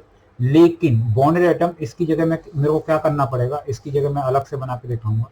तो इसमें I और ये हमारा और ये लॉन पेयर, ठीक है, इस तरीके से दिखाएंगे। तो Cl और Cl ऊपर नीचे और स्क्वायर ब्रैकेट बंद करके -1। तो यहाँ देखो, जब मैं इसका कर रहा हूँ तो ये ऐसे होगा और इसका कर रहा हूँ तो वैसे ही होगा, सब कुछ यही होगा, और शेप भी कैसी होगी, लीनियर ही होगी। शेप भी कैसी होगी, लीनियर होगी इसकी भी। क्लियर है, अगर मैं इसका ड्रॉ करूंगा ICl2 -1 का, तो इसका भी शेप वही होगा जो मैंने इस तरीके से। तो देखो, मैंने एग्जाम्पल बहुत सारे दिए हैं, इन एग्जाम्पल को आप कोई भी एग्जाम्पल आप कर सकते हैं, किसी भी तरीके का जो है आपको प्रैक्टिस करना होगा। प्रैक्टिस करने पर कोई भी है तो आप कमेंट करके मेरे को बता सकते हैं कि यहाँ प्रॉब्लम आ रही है, तो हम उसको में हेल्प करने की कोशिश करेंगे कि आपको। अब जैसे इसके अलावा सपोज मैं और कोई मॉलिक्यूल्स ले लेता हूँ, एक और मॉलिक्यूल्स ले लेता हूँ और उसको भी देखता हूँ। सपोज मैंने एक लिया XeOF4, ठीक है जी, XeOF4 मैंने ये मॉलिक्यूल्स लिया। तो जैसे इसमें एक Xe है और एक O है, ये सिंगल है, तो इसमें सेंट्रल एटम हम Xe लेंगे, ऑक्सीजन कभी नहीं लेंगे, क्योंकि ऑक्सीजन के पास एब्सेंस ऑफ डी सबसेल होता है, और डी सबसेल की जरूरत पड़ गई तो कभी ऑक्सीजन की अवेलेबल तो नहीं होगी, तो हमको सेंट्रल एटम जो हमारा इस तरीके का एटम लेना है, इस पर डी ऑर्बिटल अवेलेबल हो सकती है। तो हमको क्या करना है, तो सबसे पहले number of hybrid orbitals of Xe निकालेंगे। कैसे निकालेंगे, 1/2 V plus M minus C plus A का यूज करके निकालेंगे, यही फॉर्मूला यूज करके निकालेंगे। तो कैसे, यानी 1/2 सेंट्रल एटम हमारा कौन है, Xe है, और ये नोबल गैसेस के 8 बैलेंस इलेक्ट्रॉन होते हैं। मोनोवेलेंट इसमें कितने दिखाई दे रहे हैं, 4, नो कैटायंस और नो एनायंस, यानी कितना हुआ, 12/2 हुआ। 12/2 मतलब 6 आ गया। तो हाइब्रिड स्टेट क्या होगी, hybrid state of the Xe निकालना, तो क्या होगी, sp3d2। sp3d2। अब bond pair of the XE, bond pair कितने दिखाई दे रहे हैं आपको? 5 दिखाई दे रहे हैं। लॉन पेयर यहाँ हमारा 6 निकल के आया था, दोनों का डिफरेंस कितना होगा? 1। नहीं, 6 माइनस 5 कितना होगा? 1 आ जाएगा। अब इसमें 6 डंडे अपने आप को किस तरीके से अरेंज करते हैं?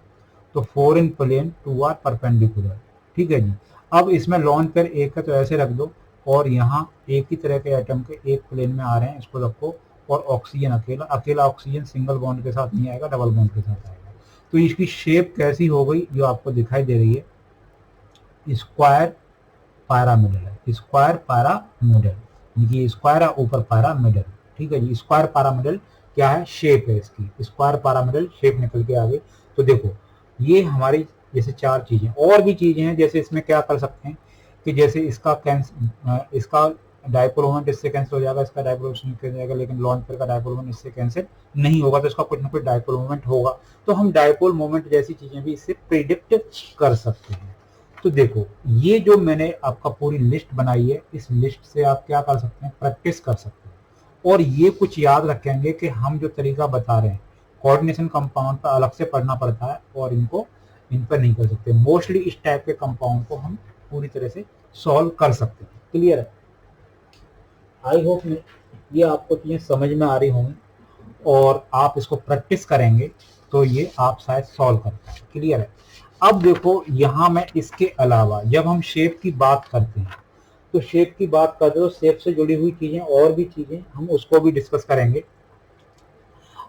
क्योंकि हम इस वीडियो के माध्यम से आपको क्या बताना चाहते हैं कि मॉलिक्यूलर शेप से जुड़ी हुई जितनी भी प्रॉब्लम है आपको पूरी तरह से सॉर्ट आउट करके दिखाया जाए। ठीक है? उस चीज को, तो structure of the oxo acid of the phosphorus. ठीक है? तो हमारी यहाँ पूरी एक लिस्ट बनती है, उस लिस्ट को देखेंगे कि फॉस्फोरस एसिड करीब हमारे 12 हैं। 12 में से हमको एक साथ याद रखना बड़ा मुश्किल काम है। तो मैं इसमें ज्योमेट्री प्लस आपके कुछ एसेंशियल क्वेश्चंस को सॉल्व करने का तरीका सिखा रहा हूँ। उस तरीके को किस तरीके से यूज करेंगे हम, उस चीज को आपको बताना चाह रहे हैं। तो देखो structure of oxo acid of phosphorus, तो हमारे 2 एसिड तो बहुत अच्छी तरह से जानते हो, एक तो फॉस्फोरिक एसिड H3PO4 और एक फॉस्फोरस एसिड H3PO4 PO3। ठीक है? इन एसिड के बारे में बहुत अच्छी तरह से जानते हो, इनको याद रख सकते हो, इसको याद रखने में कोई प्रॉब्लम नहीं है। इसको ऑर्थोफॉस्फोरिक एसिड भी कहते हैं और इसको ऑर्थोफॉस्फोरस एसिड भी कहते हैं। तो आपको क्या करना है, इन सब के स्ट्रक्चर को ड्रॉ करके देखना है, और किस तरीके से करना है उसको याद करने का एक, जो कि स्ट्रक्चर के अंदर है, इसीलिए मैं यहाँ इसको डिस्कस करना चाहूंगा। तो देखो oxo acid of the phosphorus drive by H3PO4, इससे हम करना चाहेंगे। तो H3PO4 का जो स्ट्रक्चर है उसी तरीके से ड्रॉ करना है जो मैंने आपको ड्रॉ करना सिखाया है। ठीक है? मैं डायरेक्टली ड्रॉ कर रहा हूँ, लेकिन आपको उसी तरीके से ड्रॉ करना है जिस तरीके से मैंने ड्रॉ करना आपको सिखाया है। ठीक है? 4 ऑक्सीजन है, इस तरीके से अरेंज होंगे, और ये OH OH OH। क्लियर है? और अकेला ऑक्सीजन डबल बॉन्ड के साथ आएगा। ये आपका ऑर्थोफॉस्फोरिक एसिड है, मतलब सिंपल, यानी कि इसको ऑर्थो लगा दीजिए, और ये फॉस्फोरिक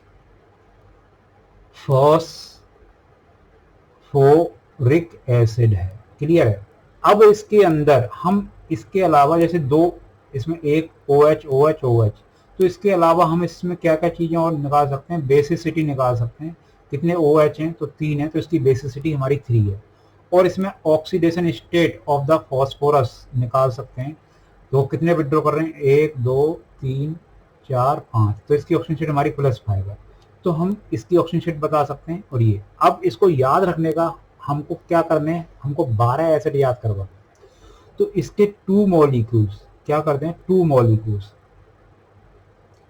को कंडेंस करते हुए, 2 मॉलिक्यूल्स को कंडेंस करते हुए एक वाटर मॉलिक्यूल्स निकालते हैं। और जब ये वाटर मॉलिक्यूल्स निकालते हैं तो किस तरीके से रीअरेंज करते हैं उस चीज को देखते हैं। देखो ये P और फिर ये P डाइमर बना रहा है। क्या बना रहा है? डाइमर। तो इसमें हुआ क्या कि जैसे इसको उठा के रखो, तो इस तरीके के इसी मॉलिक्यूल को इसके साथ उठा के रखेंगे, तो एक का H और एक का OH। मैं दिखा देता हूँ किस तरीके से ये काम मैं कर रहा हूँ,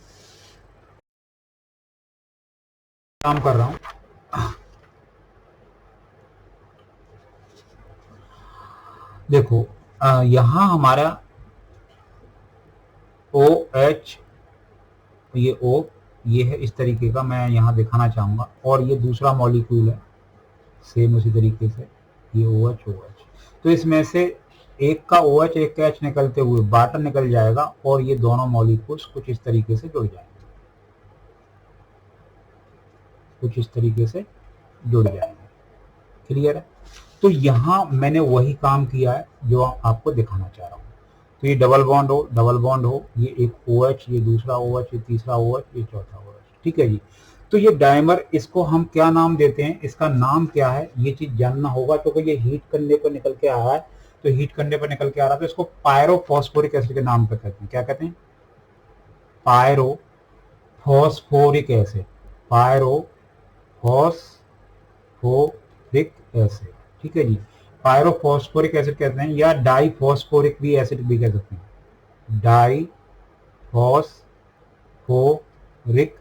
एसिड भी कह सकते हैं, डाईफॉस्फोरिक एसिड भी कह सकते हैं। क्लियर है जी। अब इसके अंदर आप क्या क्या चीज और जान सकते हैं, देखो ऑक्सीजन शेड जान सकते हैं। देखो 1 2 यानी डबल बॉन्ड पर 2 ऑक्सीजन विड्रॉ कर रहा है, ये ऑक्सीजन, ये विड्रॉ, ये यानी कि +5 ऑक्सीडेशन स्टेट है, इसका भी +5 ऑक्सीडेशन निकल के आएगा। 1 2 3 4 5 बॉन्ड है। इसकी बेसिसिटी कितनी निकल के आएगी, बेसिसिटी भी देख लें। बेसिसिटी कितनी निकल के आएगी, 1 2 3 4 OH हैं, तो बेसिसिटी 4 है, बेसिसिटी 4 है इसकी। क्लियर है? बेसिसिटी 4।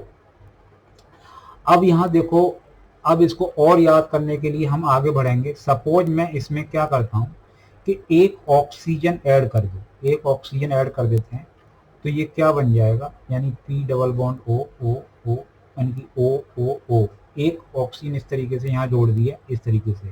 तो ये क्या बन गया, इसका क्या नाम कहते हैं, पर ऑक्सो फॉस्फोरिक एसिड। क्या बोलेंगे इसको? पर ऑक्सो फॉस्फोरिक एसिड, पर ऑक्सो फॉस्फोरिक एसिड। क्लियर है? इसको पर ऑक्सो, इसमें हमारा ऑक्सीजन स्टेट 1 2 3 4 5 +5 ऑक्सीजन स्टेट होगी। और बेसिसिटी अब निकाल के देखेंगे, तो बेसिसिटी कितनी निकल के आएगी, इसकी बेसिसिटी में 1 2 3, तो 3 हमारी बेसिसिटी निकल के आएगी। क्लियर है? अब और क्या काम कर सकते हैं कि ये परऑक्सो और इसको किसके साथ, यानी कि इसी को, इसके हमारा इसके ऊपर, यानी कि ये हमारा इसी के साथ इसको कंडेंस कर लें, यानी कि किसको, यानी कि ये हमारा जो फॉस्फोरस एसिड है, इसको कंडेंस कर लें, इसको कंडेंस कर लें इसके साथ। तो ये एच, तो हमको ये चीज क्या बीच में लाना, तो ये और ये कुछ इस तरीके से हमारा इसको इसके साथ कंडेंस करना, तो एक का OH और एक का H निकलेगा। तो इस तरीके से क्या होगा, तो डबल बॉन्ड हो, डबल बॉन्ड OH OH। तो देखो ये क्या बना, इसको क्या कहेंगे, इसका क्या नाम कहेंगे, पर ऑक्सो डाईफॉस्फोरिक एसिड। क्या कहेंगे इसको? पर ऑक्सो डाईफॉस्फोरिक एसिड। इसका ऑक्सीजन निकाल के देखो, 1 2 3 4 5 +5 निकलेगा। इसका भी देखो 1 2 3 4 5 +5, बेसिसिटी 1 2 3 4, यानी बेसिसिटी कितनी निकलेगी इसकी, बेसिसिटी निकाल के देखो, बेसिसिटी कितनी निकल के आ रही है, 4 निकल के आ रही है, क्योंकि OH हमारे कितने 4 है, 4 OH है, तो बेसिसिटी कितनी निकल के आएगी, 4 ही निकल के आएगी। बेसिसिटी हमारी 4 हुई। ठीक है? बेसिसिटी और ऑक्सीजन हर एक का निकालना है। अभी देखो एक और काम करें, यहाँ हमारा देखो इसके अंदर हम कितने स्ट्रक्चर हैं वो सभी देख रहे हैं, यानी कि क्या करें, इसमें से बीच का जो ऑक्सीजन है इसको माइनस करें। इसको माइनस करेंगे तो ये क्या होगा, जब माइनस ऑक्सीजन होता है तो हाइपो लग जाता है, तो इसमें माइनस करेंगे तो ये क्या होगा, ये दोनों फॉस्फोरस आपस में इस तरीके से जुड़ जाएंगे, और एक OH, दूसरा OH, और ये तीसरा OH, और ये चौथा OH। तो ये इसका नाम क्या होगा, ऑक्सीजन माइनस निकल के आया तो हाइपो जोड़ेंगे, hypo phosphoric acid, hypophosphoric acid, hypophosphoric acid. इसका ऑक्सीजन निकालो 1 2 3 4, तो +4 निकलेगा, और इसका भी निकालो ऑक्सीजन स्टेट, तो +4 निकलेगा, +4 ऑक्सीडेशन स्टेट निकला। और बेसिसिटी कितनी होगी, बेसिसिटी कितनी होगी किस तरीके से होगी, यानी कि 1 2 3 4, बेसिसिटी 4। क्लियर है? इस तरीके का क्या बनेगा, एक चार्ट बनेगा। क्लियर है? एक पूरा चार्ट बनेगा। अभी हम और देखते हैं, देखो किस तरीके से, अगर इसमें से मैं माइनस वाटर मॉलिक्यूल्स निकाल दूं, यानी कि एक का H और एक का OH इस तरीके से निकालूंगा, तो क्या बनेगा, पी डबल बॉन्ड ओ और डबल बॉन्ड ओ और एक OH, इसको बोलते हैं मेटाफॉस्फोरिक एसिड। एक OH बनेगा, इसको बोलते हैं मेटाफॉस्फोरिक एसिड, मेटाफॉस्फोरिक एसिड। इसकी ऑक्सीडेशन स्टेट कितना होगा, 1 2 3 4 और 5। तो ऑक्सीडेशन स्टेट तो होगा फॉस्फोरस का +5, और बेसिसिटी कितना होगा, बेसिसिटी कितना दिखाई दे रहा है आपको 1, क्योंकि एक ही OH है, एक ही OH है। तो देखो ये लिस्ट बनी हमारे, जो हमारे ऑक्सो एसिड ड्राइव बाई किससे, फॉस्फोरस से। तो यहाँ देखो किस तरीके से कितने हमारे कितने याद हो जाएंगे हमको। एक ये याद रहेगा, ये चीज, इससे हमारा वाटर मॉलिक्यूल्स निकला, तो ये मेटा वाला बन गया इसमें ये चीज, ठीक है जी। इसके 2 मॉलिक्यूल्स कंडेंस किए, तो ये क्या बन गया, पायरोफॉस्फोरिक एसिड बन गया, क्लियर है। इसमें से एक ऑक्सीजन निकाला, तो ये क्या बन गया, हाइपोफॉस्फोरिक एसिड बन गया। इसकी बेसिसिटी वगैरह ध्यान रखनी है। इसमें हमने एक ऑक्सीजन जोड़ दिया, तो क्या बन गया, परऑक्सोफॉस्फोरिक एसिड बन गया। और इसमें इसके साथ यही मॉलिक्यूल्स और कंडेंस कर दिया, एक का OH इसका AH निकालते, तो ये परऑक्सो डाइफॉस्फोरिक एसिड बन गया, क्लियर है। इसकी बेसिसिटी क्या देखनी है, एक तो बेसिसिटी देखनी है और ऑक्सीडेशन स्टेट देखनी है। तो हर एक हमारे +5 आ रही है, सबकी +5 आ रही है, क्लियर। इसमें जो आपके ये इस तरीके के लिस्ट देख सकते हैं, पूरा का पूरा यहाँ से हमारा दिखाई दे रहा है, इस तरीके का लिस्ट हमारा बेसिसिटी ऑक्सीजन स्टेट पूरा का पूरा इस तरीके से हम चल रहे हैं, पूरा का पूरा ये कहाँ चल रहा है, पूरा का पूरा इस तरीके से आप देख पा रहे हैं, क्लियर है। ये पूरा लिस्ट हम 1 बाय 1 कैसे चल रहे हैं, तो ये पूरा हम देख पा रहे हैं। तो ये आप इसको देख, क्लियर है, इस तरीके से देखें, हम ऊपर से नीचे तक पूरा का पूरा चल रहे हैं, क्लियर। किस तरीके से चल रहे हैं, इसको हम किससे ड्राइव कर रहे हैं, उस चीज को देखें। अब यहाँ देखो, ये तो हमारे कितने नंबर में आ गए, इन चीजों को देखो कितने नंबर में आ गए, ये कितने नंबर में दिखाई दे रहे हैं, इस चीज को देख लो ध्यान से।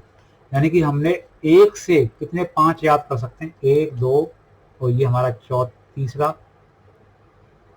और ये हमारा 5वां, चौथा कर सकते हैं 1 2 3 4, और ये 5वां, ठीक है, और ये छठा, 6 तो हम इस तरीके से याद कर सकते हैं, क्लियर है। ऐसे याद होने के बाद ये सब किससे हैं, ऑर्थोफॉस्फोरिक एसिड से। अब हम बात करेंगे जो ड्राइव करेंगे किससे, oxo acid of phosphorus drive by H3PO3 से। H3PO3 से जो ड्राइव होंगे उनको भी देखेंगे, H3PO3 से जो ड्राइव हो रहे हैं उनको भी देखेंगे, H3PO3। तो H3PO3 से जो ड्राइव हो रहे हैं उनको हम किस तरीके से देखें, उनको भी जरा ध्यान से देखें। अब सबसे पहले आपको स्ट्रक्चर बनाना पड़ेगा किसका, H3PO3 का, ठीक है। जो जिस तरीके से मैंने सिखाया है उसी तरीके से कर रहे हैं हम, कोई अलग नहीं कर रहे। तो 3 और 8 H, तो ये 2 H हमारा दिखाएंगे और अकेला ऑक्सीजन। तो ये है क्या, इसका नाम क्या है, इसका नाम है फॉस्फोरस एसिड। क्या है इसका नाम, फॉस्फोरस एसिड। इस फॉस्फोरस एसिड का दूसरा नाम और होता है फॉस्फोनिक एसिड, फॉस्फोनिक एसिड भी बोलते हैं। इसकी ऑक्सीजन स्टेट निकालो 1 2 3 4, लेकिन हाइड्रोजन इसको देगा तो इसका +3 ऑक्सीजन स्टेट निकलेगा। तो इसका बेसिसिटी देखना है, तो बेसिसिटी कितना आया, बेसिसिटी हमारा 2 आया, और oxidation state of the phosphorus कितना निकल के आया, +3 निकल के आया, ठीक है जी, ये चीज निकल के आई। अब क्या काम कर सकते हैं, इसके 2 मॉलिक्यूल्स कंडेंस करें, 2 मॉलिक्यूल लें और 2 मॉलिक्यूल्स को कंडेंस करते हुए, हीट करते हुए वाटर मॉलिक्यूल्स निकालें। तो इससे क्या होगा, ये दोनों मॉलिक्यूल्स कुछ इस तरीके से जुड़ जाएंगे,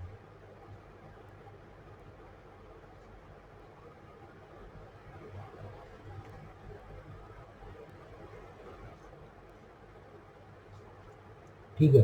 यानी कि आप इसको मैं आप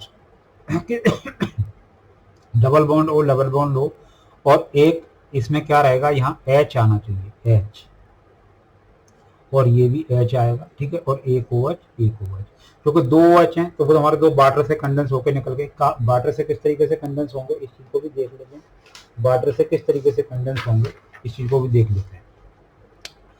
देखो ये इस तरीके से कंडेंस होंगे, यानी कि ये आपका जैसे ये है, और दूसरा मॉलिक्यूल्स ये है, ये इस तरीके से। तो एक का OH और एक का H निकलते हुए ये वाटर निकल जाएगा, इस तरीके से वाटर निकल गया, इस तरीके से क्या होगा, ये आपस में जुड़ जाएंगे। आपस में जॉइन हो गए, हीट करने पर ये ऐसा हो जाता है। ठीक है जी, इस तरीके से ये। तो ये क्या बना, इसका नाम क्या है लगाएंगे। और पायरो वर्ड लगाने का मतलब क्या है, पायरो वर्ड लगाने के बाद, यानी पायरो वर्ड लगाने के बाद और उसका पूरा नाम लिख देंगे। तो क्या है, पायरो फॉस्फोरस एसिड। ठीक है जी, पायरो फॉस्फोरस एसिड, क्या कहेंगे इसका नाम, पायरो फॉस्फोरस एसिड। क्लियर है, पायरो फॉस्फोरस। अब इसकी बेसिसिटी देख लें, बेसिसिटी कितनी है, 2OH है। तो बेसिसिटी कितनी होगी, बेसिसिटी 2 होगी। ऑक्सीडेशन स्टेट निकल के आएगी, ऑक्सीडेशन स्टेट, ऑक्सीडेशन स्टेट कितनी निकल के आएगी इसकी, 3 निकल के आएगी, क्योंकि 1 2 3 4 और एक हाइड्रोजन इसको देगा तो +3 इसकी होगी और +3 इसकी होगी, +3 ऑक्सीजन स्टेट होगी, +3 ऑक्सीजन निकल के आएंगे। क्लियर है। अब एक काम और कर सकते हैं इसके लिए, क्या काम कर सकते हैं कि इसमें से बीच में से इस ऑक्सीजन को भगा दें। क्या है, इसका जो बीच वाला ऑक्सीजन है इसको माइनस कर दें, तो ये क्या होगा, आपस में जुड़ जाएगा इस तरीके से, HOH और ये OH। तो इसको क्या कर, जब ऑक्सीजन भगाते हैं तो क्या बनाते हैं, हाइपो बोलते हैं। क्या बोलते हैं, हाइपो। तो हाइपो डाई फॉस्फोरस एसिड बोलेंगे, हाइपो डाई फॉस्फोरस एसिड बोलेंगे, हाइपो डाई फॉस्फोरस एसिड। इसमें बेसिसिटी हमारी कितनी होगी, यानी कि OH कितने हैं, 2, तो बेसिसिटी कितनी होगी, बेसिसिटी हमारी 2 होगी, बेसिसिटी 2 होगी।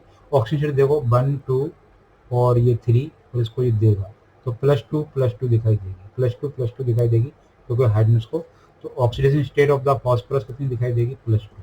क्लियर है, इस तरीके का हमारा ये होता है। अब इसमें क्या कर सकते हैं, एक ऑक्सीजन माइनस कर दो यहाँ से, एक ऑक्सीजन, ये क्या था, हाइपोडाई फॉस्फोरिक एसिड है, और इसमें से ऑक्सीजन माइनस करेंगे तो क्या बनेगा, इसमें से एक ऑक्सीजन माइनस करेंगे तो ये डबल बॉन्ड OH और फिर 2OH। ठीक है जी, इस तरीके से। और ये क्या बनेगा, हाइपो, यानी कि HH 2 है, तो ये हाइपो फॉस्फोरस एसिड। इसका दूसरा नाम फॉस्फीनिक एसिड भी है, फॉस्फीनिक एसिड भी है। इसकी बेसिसिटी कितनी है, 1, बेसिसिटी 1 है, और ऑक्सीजन स्टेट निकालो 1 2 3 और एक हमारे 2 हाइड्रोजन को देंगे तो +1, तो ऑक्सीडेशन स्टेट कितनी बनेगी इसमें फॉस्फोरस की, +1। तो हमारा बेसिसिटी 1 और ऑक्सीडेशन स्टेट +1। क्लियर है। तो यहाँ देखो, इसको कंबाइन लिखेंगे तो क्या लिखेंगे, इसको लिखेंगे H3PO2, H3PO2। इसको लिखेंगे तो क्या लिखेंगे, H3PO3। इसको लिखेंगे कंबाइनली तो कैसे लिखेंगे, H4P2O6,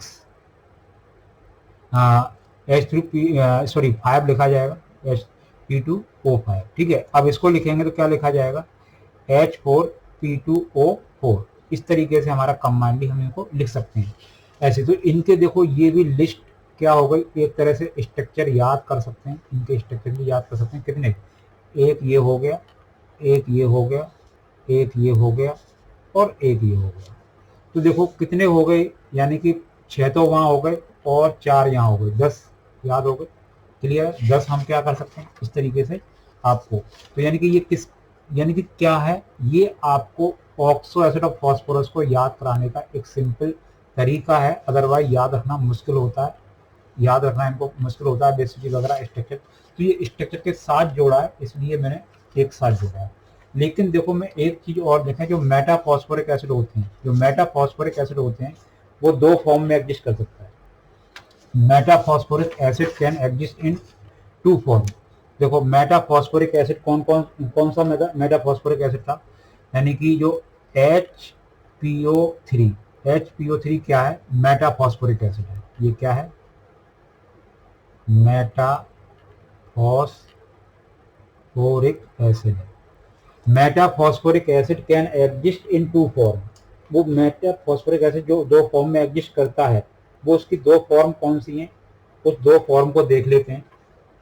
एक तो है क्या, साइक्लोट्राई मेटाफॉस्फोरिक एसिड क्या है? जो मेटाफॉस्फोरिक एसिड है H3PO2 किसमें एक फॉर्म में किसमें एग्जिस्ट करता है? कैन एग्जिस्ट ये metaphosphoric exist in two form, exist in two form, ठीक है, दो फॉर्म में एग्जिस्ट करता है। वो टू फॉर्म में से एक क्या है? साइक्लोट्राई मेटाफॉस्फोरिक, साइक्लोट्राई मेटाफॉस्फोरिक एसिड। इसके अंदर यानी कि क्या है, इसके अंदर मेटाफॉस्फोरिक एसिड क्या हमने ये सही Hp3 तो यानी इसके अंदर होना क्या है, यानी कि HPO3 का होल थ्राइस, इस तरीके से होगा। तो ये कैसे, यानी कि कुछ इस तरीके से स्ट्रक्चर एग्जिस्ट करेगा, ठीक है। Double bond OH, double bond OH और डबल बॉन्ड OH, ये है साइक्लोट्राई मेटाफॉस्फोरिक एसिड, क्लियर है। इसका दूसरा फॉर्म और एग्जिस्ट करता है, वो क्या है? दूसरा form poly metaphosphoric acid, poly metaphosphoric acid. Poly metaphosphoric acid का मतलब है HPO3 का होल है। तो आपको P इधर भी ऑक्सीजन, फिर P इधर भी ऑक्सीजन, फिर P इधर भी ऑक्सीजन, ठीक है। मैंने कम से कम 3 दिखा दिए इस तरीके से। तो डबल बॉन्ड O, एक OH, फिर OH डबल बॉन्ड O, ठीक है जी, और डबल बॉन्ड O OH। ये हमारा पॉली मेटाफॉस्फोरिक एसिड का स्ट्रक्चर है, इसमें PH3 का होल है, ठीक है। तो जो मेटाफॉस्फोरिक एसिड होता है, जो मैंने आपको स्ट्रक्चर किस तरीके से ड्रॉ करके दिखाया था, मेटाफॉस्फोरिक एसिड हमारा जिस तरीके से हमने स्ट्रक्चर कहाँ ड्रॉ किया था, आपको पीछे ड्रॉ किया है, तो आप उस चीज को देख सकते हैं। तो डबल बॉन्ड O, एक कोऑर्डिनेट बॉन्ड O और एक OH, ठीक है जी, ये हमारा मेटाफॉस्फोरिक एसिड। इसकी बेसिसिटी कितनी है? 1, और ऑक्सीडेशन स्टेट से कोई डबल बॉन्ड को ही मानते हैं तो इसकी ऑक्सीजन स्टेट +5 निकल के आती है मेटाफॉस्फोरिक एसिड। तो ये हमारा क्या है, इसके ये दो फॉर्म में साइक्लोट्राई मेटाफॉस्फोरिक एसिड और पॉली मेटाफॉस्फोरिक एसिड में फॉर्म एग्जिस्ट करता है। तो ये आपको स्ट्रक्चरल वे में याद करने हैं, स्ट्रक्चर वे में याद करने हैं, जो मैंने ज्योमेट्री के बेस पर दिखाया, ज्योमेट्री के बेस पर दिखाया, उस चीज को ध्यान से देखो। अब देखो हमारा जो ऑक्सो एसिड ऑफ सल्फर है, इनके भी स्ट्रक्चर आपको आने चाहिए। तो ऑक्सो एसिड ऑफ सल्फर है, उनके लिए भी हमको क्या करना पड़ेगा? देखना पड़ेगा, और उसको भी क्या करना पड़ेगा? समझना पड़ेगा। फिर इनको भी देख लेते हैं, समझ लेते हैं। तो ये भी दो फॉर्म में एग्जिस्ट करते हैं, यानी कि दो हमारे क्या होते हैं, oxo acid of sulphur drive by the H2SO4 और ड्राइव बाय H2SO3, दो से ड्राइव होते हैं। तो हम सबसे पहले किससे शुरुआत देखते हैं, यानी कि H2SO4 से देखते हैं।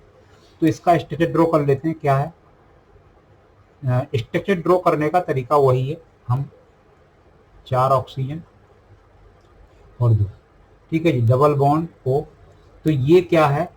ये है सल्फ्यूरिक एसिड। क्या है? सल्फ्यूरिक एसिड, ठीक है जी। सल्फ्यूरिक एसिड में आपको 1 2 3 4 5 6 +6 ऑक्सीडेशन स्टेट है। बेसिसिटी कितनी दिखाई दे रही है? बेसिसिटी हम निकाल सकते हैं, 2OH तो 2 निकलेगी।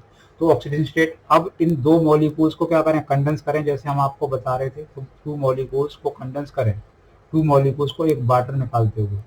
तो इसमें क्या होगा? ये 2 मॉलिक्यूल्स इस तरीके से कंडेंस हो जाएंगे, एक वाटर मॉलिक्यूल्स निकालते हुए, एक वाटर मॉलिक्यूल्स निकालते हुए कंडेंस हो गए। तो इसमें देखो ऑक्सीजन स्टेट तो +6 आएगी, क्योंकि 1 2 3 4 5 हमारा क्या डबल बॉन्ड O है। तो यहाँ 1 2 3 4 5 6, तो हमारा +6। बेसिसिटी हमारे कितने OH हैं? 1 2, तो बेसिसिटी हमारी कितनी निकल के आ गई? बेसिसिटी आपकी 2 निकल के आई। इसको नाम क्या बोलेंगे? इसको बोलेंगे पायरो। पायरो लगा के लगाएंगे, तो पायरोसल्फ्यूरिक एसिड। क्या बोलेंगे? Pyrosulphuric acid, pyrosulphuric acid. क्या बोलेंगे? पायरोसल्फ्यूरिक एसिड, ठीक है। पायरोसल्फ्यूरिक एसिड बनने के बाद, यानी पायरोसल्फ्यूरिक एसिड, हम दोबारा से नाम लिख देते हैं, पायरोसल्फ्यूरिक एसिड। तो इसकी बेसिसिटी 2 है और ऑक्सीजन +6 है। अब इसमें ये बीच वाला ऑक्सीजन भगा देते हैं, इसका बीच वाला ऑक्सीजन एक माइनस कर देते हैं, और माइनस ऑक्सीजन पर नेम में क्या आता है, जैसे ही माइनस ऑक्सीजन करें तो इसमें हम एक तो लगा सकते हैं क्या, तो इसका नाम तो स्पेशली है डाइथायोनिक एसिड है, तो ये आपस में जुड़ जाएंगे, double bond O double bond O double bond O double bond O और एक OH और ये OH, तो ये डाइथायोनिक एसिड है, डाइथायोनिक एसिड। और डाइथायोनिक एसिड है, इसकी बेसिसिटी कितनी होगी, बेसिसिटी बेसिसिटी 2 OH है तो बेसिसिटी तुम्हारी 2 होगी, ऑक्सीजन शेड निकालो तो 1 2 3 4 5, और यहाँ नहीं होगा तो इसमें +5 ऑक्सीजन निकल के आएगी, +5 ऑक्सीजन निकल के आएगी।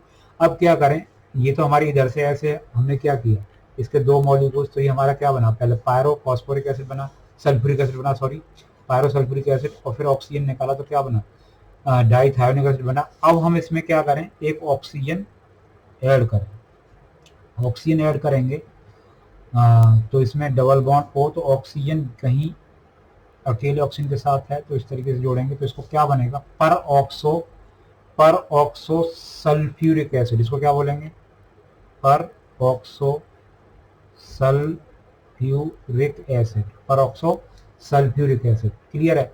इसकी बेसिसिटी देखो, बेसिसिटी कितनी है, बेसिसिटी हमारी 2 ही होगी, चूंकि 2 ही OH हैं तो हमारे सब में 2 ऑक्सीजन शेड निकाल कर देखो, विड्रो विड्रो विड्रो विड्रो और विड्रो विड्रो यानी +6, ऑक्सीजन स्टेट कितनी निकल गई, +6।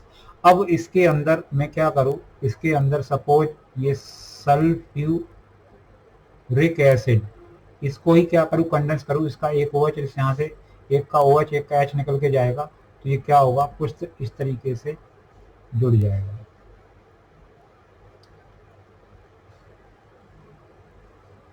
तो ये देखो क्या बना, ये बना पर ऑक्सो डाई सल्फ्यूरिक एसिड, पर ऑक्सो डाई सल्फ्यूरिक एसिड, पर ऑक्सीडाइज, इसको मार्सेल एसिड के नाम से भी जानते हैं, मार्सेल्स एसिड के नाम से भी जानते हैं, और इसको हम कारोज एसिड के नाम से भी जानते हैं, कारोज एसिड के नाम से भी जानते हैं। ठीक है, तो ये इसकी बेसिसिटी कितनी है, 2 OH है, तो बेसिसिटी तो हमारी कितनी होगी, 2 होगी, बेसिसिटी हमको जाननी है, 2 निकल के आई, और ऑक्सीजन शेड कितनी, 1 2 3 4 5 6 +6, इसकी +6। क्लियर। इस तरीके से हमारा क्या हुआ, इस तरीके से हमारे ये चीज। अब यहाँ देखो एक ऑक्सीजन हटाएं और सल्फर को जोड़, तो यहाँ देखो ऑक्सीजन की जगह, इस ऑक्सीजन की जगह सल्फर जोड़ दिया, और ये OH और ये OH। क्लियर है।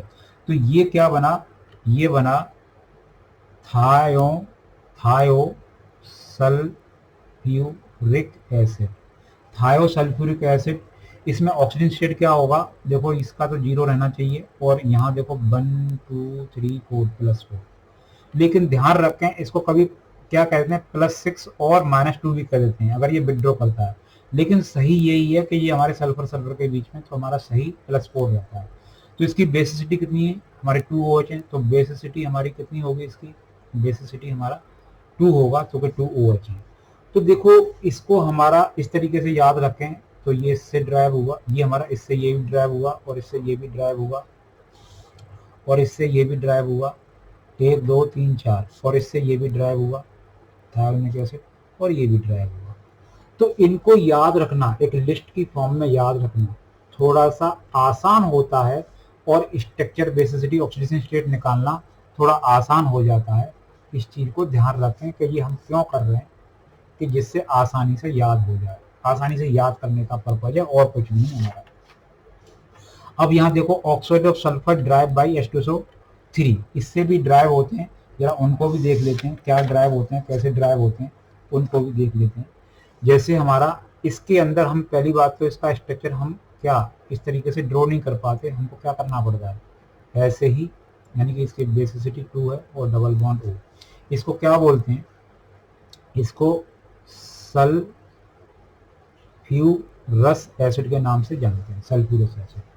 अब इसके 2 मॉलिक्यूल्स क्या करें, 2 मॉलिक्यूल्स को हम कंडेंस करते हुए एक वाटर मॉलिक्यूल्स निकालें, तो ये क्या होता है, कुछ इस तरीके से, डबल बॉन्ड O, एक OH और एक OH। ठीक है जी, ये OH और ये OH। क्लियर है? इस तरीके से इसका नाम क्या कहेंगे? Pyrosulphurous acid, pyrosulphurous acid. Clear है? क्या कहेंगे? Pyrosulphurous acid. इसकी बेसिसिटी कितनी दिखाई दे रही है? बेसिसिटी हमारा 2 OH दिखाई दे रहे हैं, तो 2 एक OH दूसरा OH। और इस ऑक्सीजन शेड निकालो 1 2 3 4 +4 ऑक्सीजन लिया यहाँ पर, और 1 2 3 4 +4, तो +4 ऑक्सीजन शेड निकल के आ रही है। ऑक्सीजन शेड कितनी निकल के आ रही है? +4 निकल के आ रही है। ध्यान रखें, अगर इसको मैं सिंबल, यानी कि ये तो क्या है H3, इसको क्या करेंगे? H2O5 इस तरीके से। ठीक है, अगर मैं इसका जो बीच वाला जो ऑक्सीजन है इसको भी भगा दूं, माइनस ऑक्सीजन कर दूं, तो इसमें क्या लगेगा?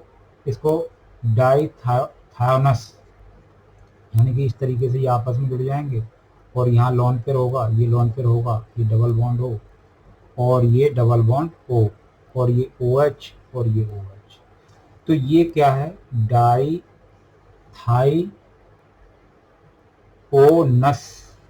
एसिड। इसकी बेसिसिटी कितनी है? बेसिसिटी हमारी कितनी निकल के आ रही है? बेसिसिटी देखनी है, बेसिसिटी 2 निकल के आई है, 1 2 3 और 1 2 3। ऑक्सीजन शेड कितनी निकल के आ रही है? +3 निकल के आ रही है। ऑक्सीजन शेड +3 निकल के आ रही है। तो देखो इस वाले एसिड से हमारे कितने बन गए? 3 ये बन गए, 3। ठीक है जी, 3 और 3 ये, और पीछे की लिस्ट में देखो 1 2 3 4 5 6, 6 और 3 9। 9 को एक साथ याद रखना वैसे बहुत मुश्किल काम है, लेकिन इस तरीके से याद करेंगे तो आसानी से याद होगा। Thionous, NUS, thionous acid. Clear? Thionous acid है, ठीक है, और ये पायरोसल्फ्यूरस एसिड है, और ये सल्फ्यूरस एसिड है। तो इनकी बेसिसिटी, ऑक्सीजन शेड और इनको स्ट्रक्चर के फॉर्म में याद रखना आसान हो जाए, इसलिए हमने स्ट्रक्चर के साथ इनको डिस्कस किया है, स्ट्रक्चर के साथ डिस्कस किया है। यानी आपको पूरी लिस्ट के साथ देखना है, तो पूरी लिस्ट के साथ ये पूरा है। आप देखिए इसमें किस तरीके से चल रहे हैं, किस तरीके से चल रहे हैं। ठीक है, ये पूरा का पूरा इस तरीके से बेसिसिटी, ऑक्सीजन शेड वगैरह सब चीज, और फिर हमारा ये चीज क्लियर है, ये चीज हमारा इस तरीके से। आई होप मैं इस वीडियो के माध्यम से आपके ये ज्योमेट्री वाले कुछ जितने भी क्वेश्चंस हैं, ज्योमेट्री वाले कुछ क्वेश्चंस हैं, उनके बारे में मैं कुछ बताता हूं, और ये सब आपका प्रैक्टिस का वर्क है। ये आप प्रैक्टिस करिए, इसको प्रैक्टिस में रखें, प्रैक्टिस में करें। और हमने किस तरीके से यूज करके, किस तरीके का यूज करके, इस फॉर्मूले का यूज करके हमने मॉलिक्यूल शेप और ये स्ट्रक्चर निकाला, इसको हमने किस तरीके से निकाला। पूरा वीडियो आप ध्यान से देखें, बिना स्किप करे देखें, तो आपको मेरे इस वीडियो के माध्यम से मैं होप करता हूँ, आशा करता हूँ कि आपकी जो ज्योमेट्री ड्रॉ करने की जितनी भी प्रॉब्लम्स हैं वो आपको शायद मैं कंप्लीट कर पाया हूँ। और फिर भी कोई प्रॉब्लम है तो आप कमेंट करके मेरे को बताएं कहाँ प्रॉब्लम आ रही है, तो मैं दोबारा से इसमें एक्सप्लेन, उन्हीं क्वेश्चंस को एक्सप्लेन कर सकूँ।